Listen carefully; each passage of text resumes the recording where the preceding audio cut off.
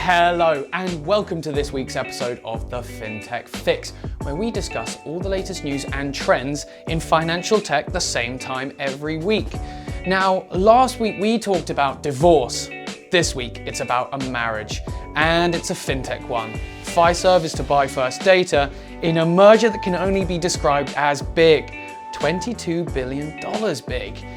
This combination is expected to generate approximately $900 million of cost synergy savings over 5 years, driven primarily by the elimination of duplicate corporate structures, streamlined technology infrastructure, increased operational efficiencies, process improvements, and footprint optimization. We can now see that the fintechs are streamlining themselves.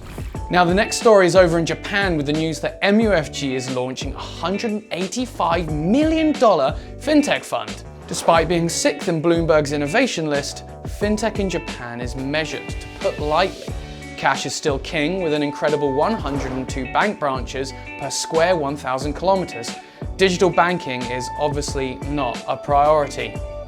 Now, the financial services giant says that while it's made a series of separate strategic investments in fintech startups over the last few years, it now needs a larger collaborative and more sophisticated framework to help adapt itself to rapid marketplace changes and enhance open innovation.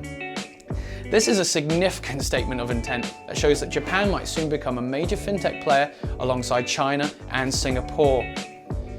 Now, the next story seems to be a move that some people have predicted for a while now. Atom Bank, a digital challenger institution, looks set to be taken over by BBVA. BBVA already owns nearly 40% of Atom Bank, and this move seems to be part of a larger industry cycle.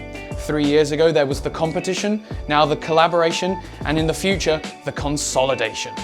Now, he's famous for being laid back, with his mind on his money, and his money on Klarna? Snoop Dogg has become the latest musician to invest in a fintech.